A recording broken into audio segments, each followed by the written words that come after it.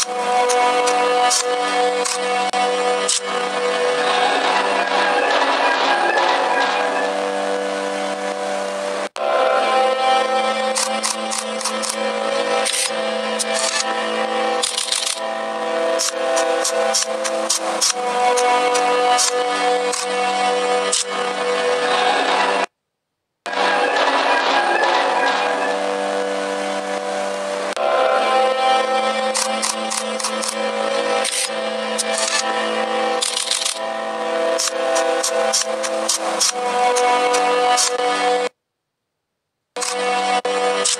pemirsa, selamat berjumpa di channel ini, JDMonB. Untuk video kali ini, ditayangkan tentang para tokoh terkenal dunia yang meninggal pada bulan Desember 2024. Para tokoh terkenal dunia ini belum lama meninggal di bulan Desember. Diambil dan terpilih 5 orang berdasarkan urutan tanggal meninggalnya, sejak awal bulan. Baiklah pemirsa, selamat menonton.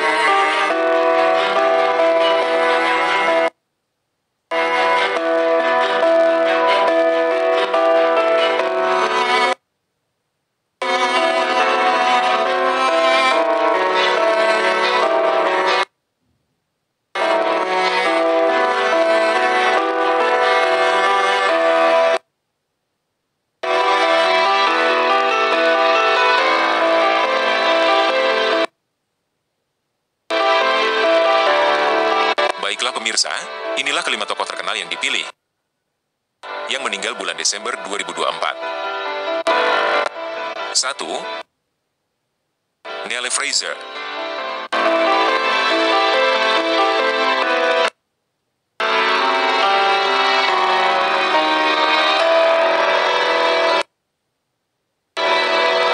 Neil Fraser adalah salah satu petenis hebat Australia, dipuji atas kemenangan Grand Slam-nya dan jabatan kapten tim Piala Davis negaranya.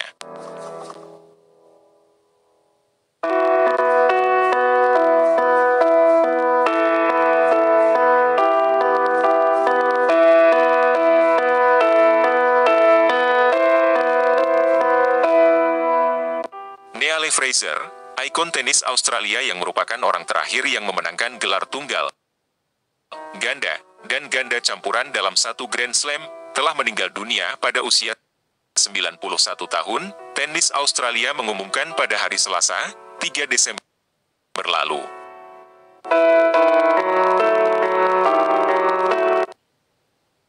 Fraser memenangkan 19 Grand SLRM termasuk gelar tunggal di Wimbledon dan kejuaraan nasional Amerika Serikat. Cikal bakal Amerika Serikat terbuka, tetapi paling dikenang atas keberhasilannya bersama tim Piala Davis Australia.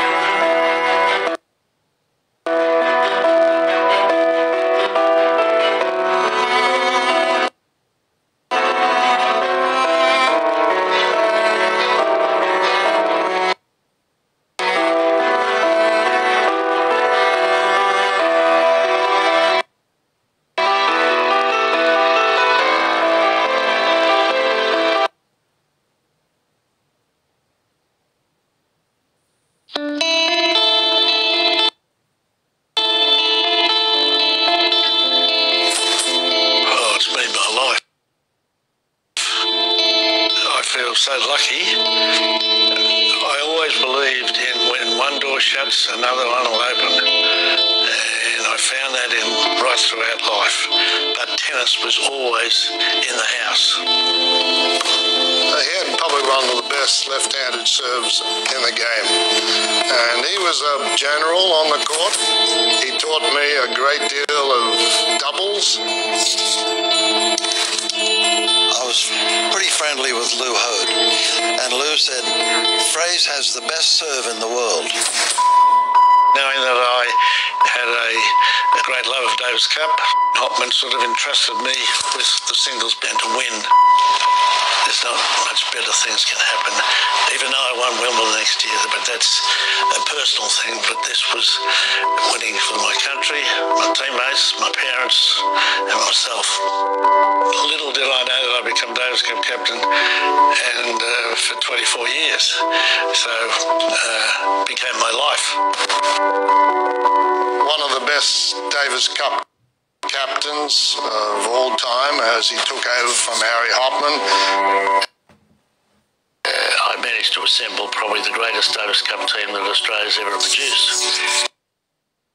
In having John Newcombe, Rod Laver, Ken Rosewall and Mel Anderson.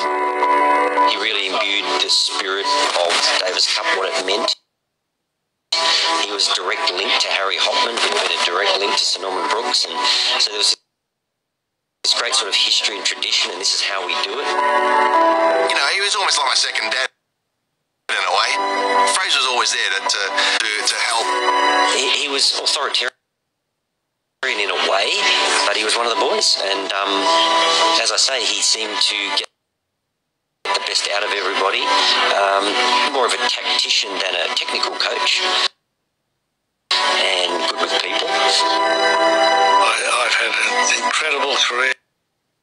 I was obviously enjoying something, and it's hard to express. It's just what.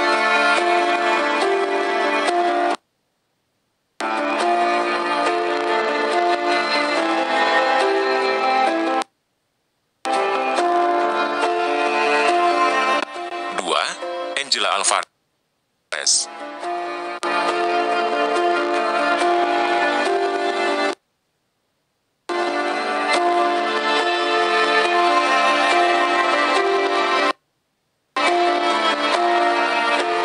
Angela Alvarez adalah seorang penyanyi Amerika kelahiran Kuba dan pemenang Latin Grammy Award untuk artis pendatang baru terbaik tertua yang pernah ada. Ia berbagi penghargaan tahun 2022 dengan Sylvana Estrada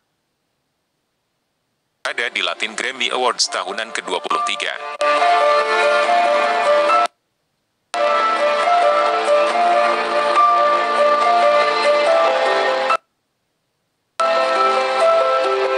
Meninggal pada hari Jumat menurut cucunya, komposer dan produser Carlos Jose Alvarez, yang menyampaikan berita tersebut melalui obituari yang diterbitkan oleh Billboard Espanyol.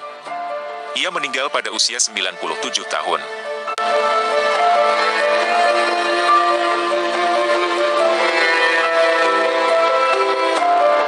Lahir pada bulan Juni 1927 di Camagüey, Kuba, Angela Alvarez ni Portilla belajar menyanyi sejak kecil tetapi tidak menekuni industri hiburan sebagai karirnya dan memilih untuk menetap dan memulai keluarganya.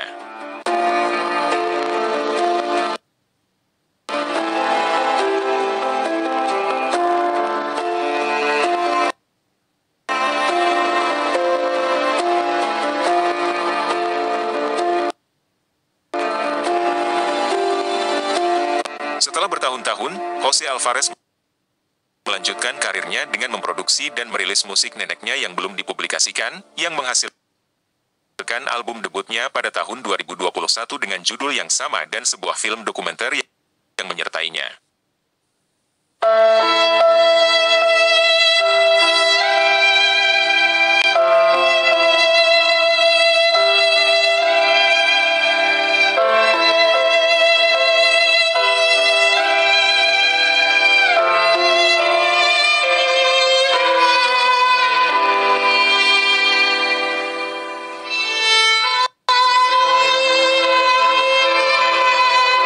Alvarez juga tampil sebentar dalam pembuatan ulang film Father of the Bride yang dibintangi Andy Garcia sebagai Tia Pilih, dan menyanyikan Quiere Mucho, Love Me A Lot, untuk soundtracknya.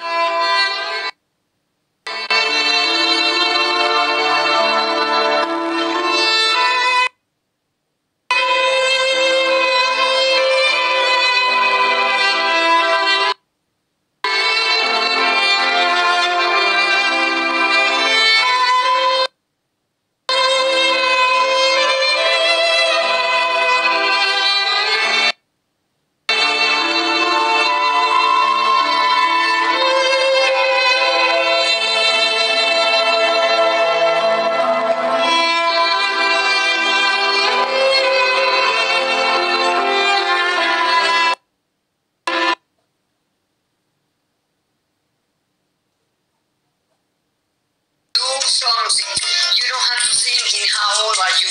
Do it. 94-year-old Ángela Alvarez is still living an incredible life. One that's taken her from Camagüey, Cuba, to Baton Rouge, and now Hollywood. I dance with the urutan, and then I put the urutan like this, and I make exercise. Then I think that I could be famous, but my father say no. For more than 75 years, this great-grandmother has been singing and composing songs. Traditional Cuban music, personal, powerful, and until now, private. Music is such a big part of our culture, and it was a big part of your family as well. Mama's been singing to us since we were kids. Every chance she had to grab a guitar, she would sing to us. I began to get curious about these songs that she was singing. Then one day I called her up and I said, I want you to sing me the songs that you composed and what they're about. And she walks out with these notebooks out of her room. There was like more than 40 songs. And these songs were like a diary of her life. That musical diary, the basis of the new documentary, Miss Ángela, narrated by Andy Garcia. Andy, Angela's story very much is a story of so many Cuban Americans across this country. What was the hook for you that said, I have to do this? When I heard her music, I was so moved by it. I was moved by her story, and that was it. Ángela's story began as a little girl, growing up in Cuba, writing her songs in secret, eventually getting married and starting a family. But in the 1960s, life took a turn after the Cuban Revolution. She made the painful decision to send her 4 kids to the United States as part of Operation Pedro Pan, the mass exodus of 14,000 unaccompanied Cuban children fleeing communist oppression. Ángela eventually left Cuba for the U.S., reuniting with her family after 5 long years of separation. Was it difficult to make this movie? No, it was very easy for me because I wanted that people know what happened. The anguish she experienced, the love she felt, her life in exile, all of it written down in song, strummed on her guitar. What do you think it is about Cuban music that almost hypnotizes people? It's the very heartbeat of who we are. You know, and also for us exiles, it's a little something to ease the pain, you know. Sometimes you can't be where you want to be for many reasons, but you can build your culture and preserve it. And music does that. Music, you know, helps you find solace in the place that you left behind. And for Ángela, the dream that started in Cuba never died. Ladies and gentlemen, please join me in finally making a teenage girl's dreams come true. Ángela found her way to the stage, performing at the historic Avalon in Los Angeles, sharing her music for the first time in a major way. I pitched me many times, Ángela, that's true, are you dreaming? And it was a real dream. Yes, made me feel very happy. Now, Carlos is making sure his grandmother's music and legacy lives on, recording Ángela's debut album with a lineup of Grammy Award-winning musicians. Was it difficult to actually produce an album with your grandmother? It was probably the most fulfilling and gratifying experience of my life and my career. So, Angela, what do you think your father and your husband would think that you now have a movie and an album coming out? Well, if they was here, I know they feel proud of me. What a voice. And that spotlight is just getting bigger and bigger. Angela just landed a role in the remake of Father of Home. Is available on all streaming music platforms, so you can buy it. Listen, this was obviously so personal for me because I'm Cuban American. It was amazing to hear her story, and it is a beautiful story. The music is incredible, and you don't have to speak Spanish to just really appreciate that type of music in her story. Her heart's in it when she's singing it because they came from her heart. Yeah, and you almost want to translate the lyrics because they're so powerful and personal. It was great. It was a great story to do, and I'm really... 3. Michael Cole.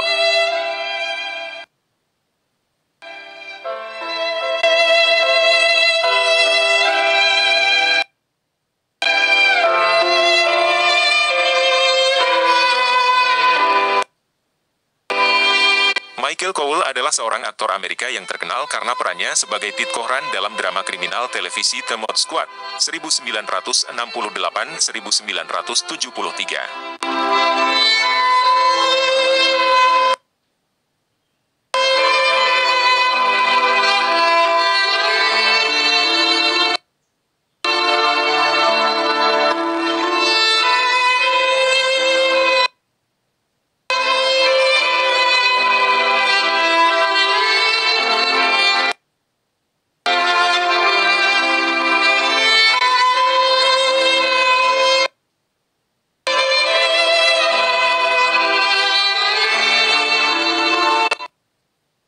Michael Cole terkenal juga ketika berperan sebagai Harlan Barrett dalam General Hospital.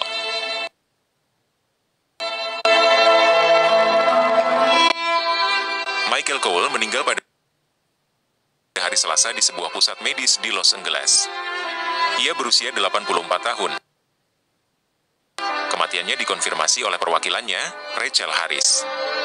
Ia tidak menyebutkan penyebabnya.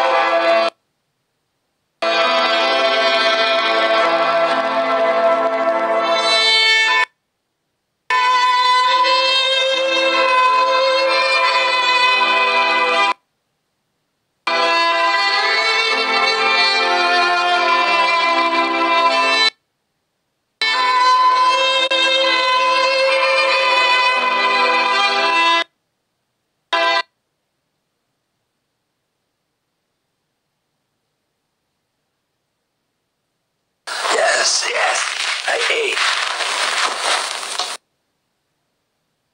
You also had a few drinks, huh? Yes, I did, Rachel. To celebrate, honey. Are you happy? Yeah, Dad. I'm very happy. Look, I spoke with Marnie. She promised she'd get a job this time. In any case, I'm not going to walk out on you two. No. Don't you worry, Angel. We'll get by. Just so you're happy. Thanks, Dad. Come on, it's getting late. We should go to bed. Yeah. Daddy, I love you. 4. Dain Delano.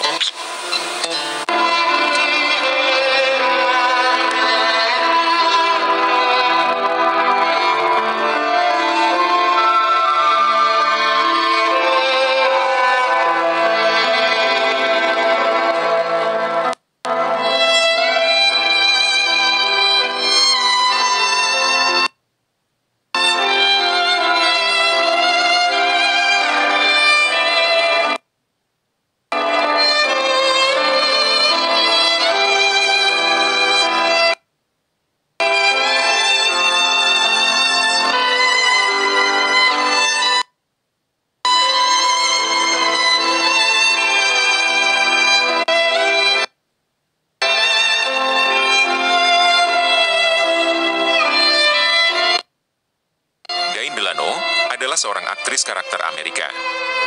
Ia dikenal karena berbagai perannya dalam film dan televisi, seperti Sersan Barbara Semansky dalam serial televisi CBS Northern Exposure dan Roberta J. Bobby J. Glass dalam serial televisi The WB populer.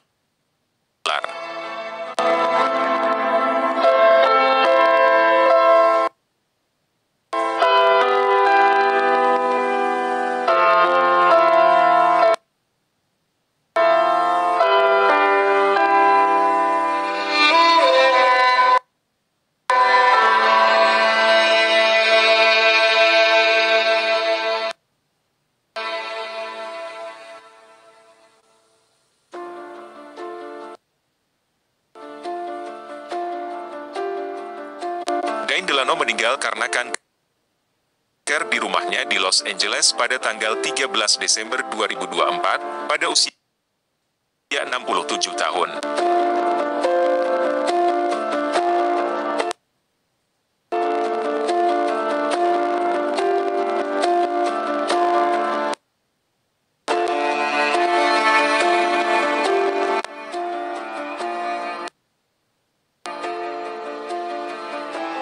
Berita kematiannya dipublikasikan oleh teman Delano dan sesama aktris Stephanie Kramer.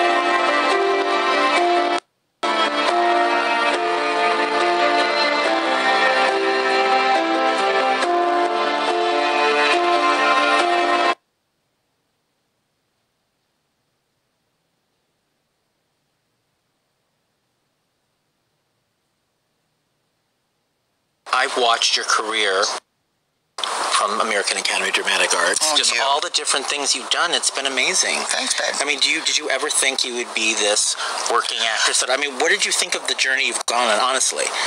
Well, after I had my lobotomy, I didn't think much. I've always wanted to be an actress. Started when I was a kid, like in plays in 6th grade, elementary school, junior high, high school, did all that. I just kept going. I kept doing it because I don't type. I don't even have email. I don't have like a computer, or I have a flip phone. I don't know how to do anything else except like be loud and big and funny. Mm-hmm. So you've parlayed that, being loud, big, and funny. Yeah, I made it work for me. Mm-hmm. It was great. Mm-hmm. What's one of your favorite roles? I love doing Officer Barbara Semansky in Northern Exposure. That was fun. 5. Thierry Jacob. Thierry Jacob, mantan juara tinju dunia, telah meninggal dunia pada usia 59 tahun, demikian yang dikonfirmasi oleh wali kota kelahirannya, Calais, pada hari Jumat, tanggal 20 Desember 2024.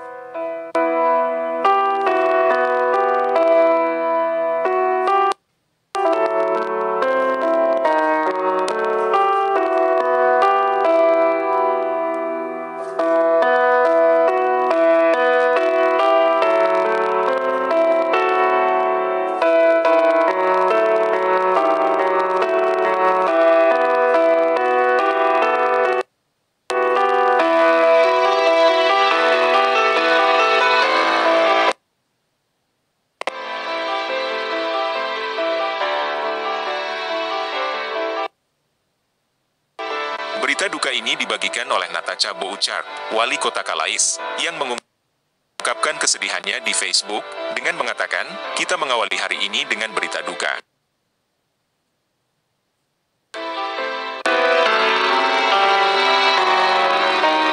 Thierry Jacob meninggal dalam semalam, di usia yang sangat muda.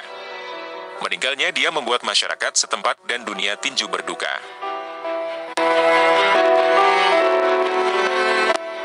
Cukup terkenal karena memenangkan gelar kelas bantam super WBC pada tahun 1992 saat ia mengalahkan petinju Meksiko, Daniel Zaragoza, di hadapan penonton tuan rumah yang bersorak gembira di Calais.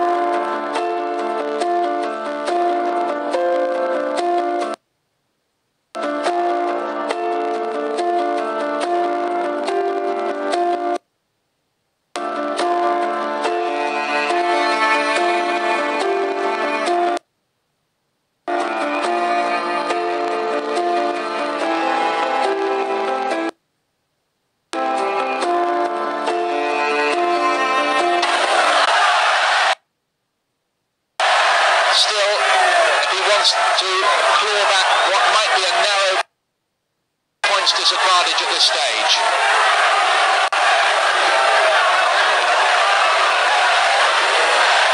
Those cuts do look very, very ugly, don't they? That one particularly above the right eye. Looks quite a deep one too. Oh, that's a good right from Mackenzie. But what courage, what bravery from Jacob as he comes back, and Mackenzie bent over the rope.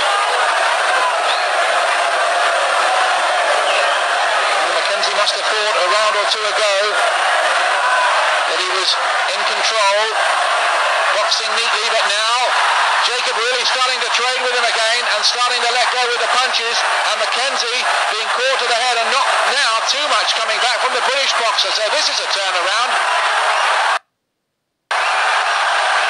Mackenzie on the ropes there. What did the referee call him away for then? That was very hard to understand. What was going on there? Mackenzie didn't go down.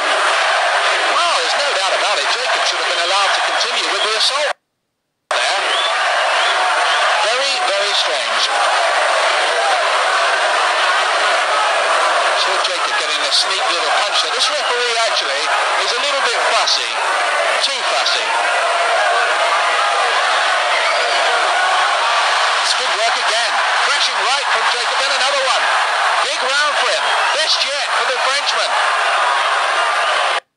And Mackenzie's looking a bit uncomfortable. He's on his bike. He's not throwing much leather himself, is he? And now he's taking a bit of a pummeling, Mackenzie. And these are dangerous moments. So clearly Jacob, the 25-year-old Frenchman, coming back big in round 11. Now what does the referee want to stop it for? I think the corner were too noisy for him that time.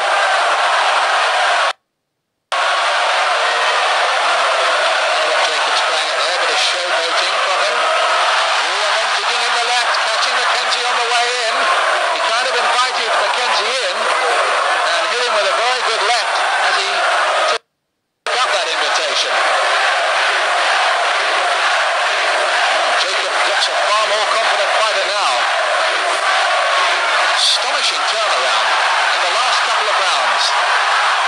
Jacob looking cut, demoralised, on his way to defeat, has staged two remarkable rounds, particularly that 11th, which he won in a big way. Hardly anything back from Mackenzie, so this is a different fight now. It must still be close. It could all depend on what happens in this 12th round.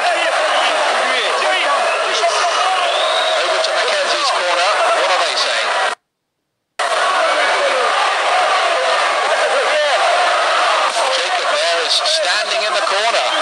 There's a little sign of bravado. The referee says, are you okay? Yeah, of course I'm okay. Reminds me of the story with Marvin Hagler in that great fight with Tommy Hearns. The referee says, can you see all right? And Hagler said, well, I ain't missing, am I? And he certainly wasn't that night. Jacobs hasn't been missing much in the last couple of rounds. Last round then. And Mackenzie definitely needs to hold his own in this one, because Jacobs got right back into it in the last couple. And I would say that 11th round was as big as either boxer has won any round in the fight. And there was the Frenchman, of course, who took it. Fascinating, of course, to be able to have a little look over the shoulders of the judges. Look at that from Mackenzie. Almost to say to the crowd, I'm not put off by all your chanting. I've got my job to do in here. Still that loose little bit of bandage by Mackenzie's right glove. Too late, really. I'm supposed to worry about that now.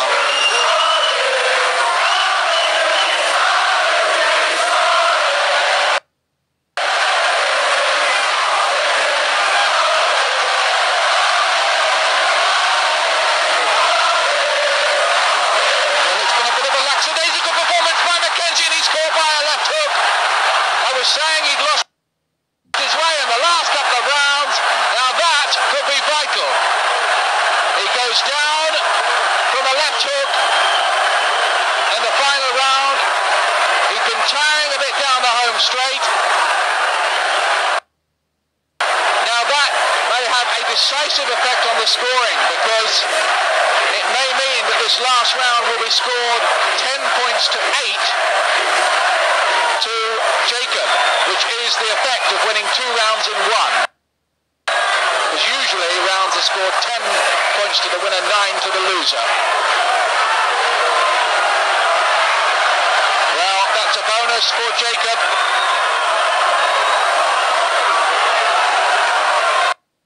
I don't know, Mackenzie, in these last couple of rounds, the feeling is that he's let things slip rather badly.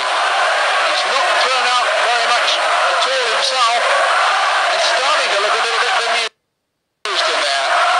The timing's gone, and the confident control that he'd assumed around the time of the 8th round has evaporated. French crowd are on their feet now.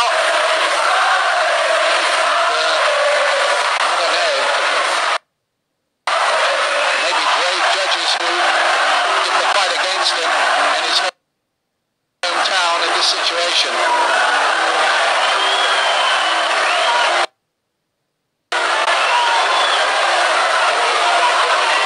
Slightly intimidating for the judges, and maybe if they did give it to Mackenzie, they'd feel as if they needed a trap door that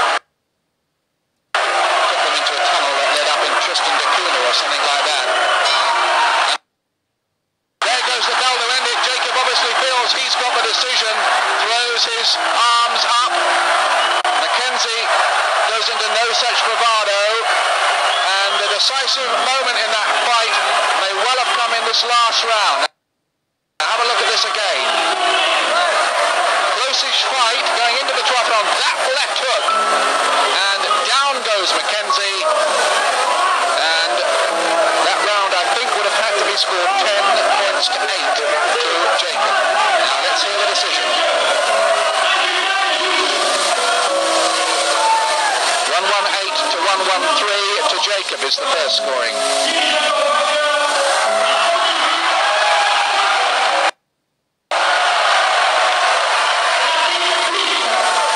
The second one, 117 to 113 to Jacob, so Jacob has won this. And the third, 119 to 114, a unanimous, if in my view slightly lopsided, points decision. Oke para pemirsa, demikianlah tayangan video untuk kali ini, yaitu tentang para tokoh terkenal dunia yang meninggal pada bulan Desember 2024, semoga dapat terhibur dan menambah wawasan. Sampai jumpa. Terima kasih telah menonton video ini.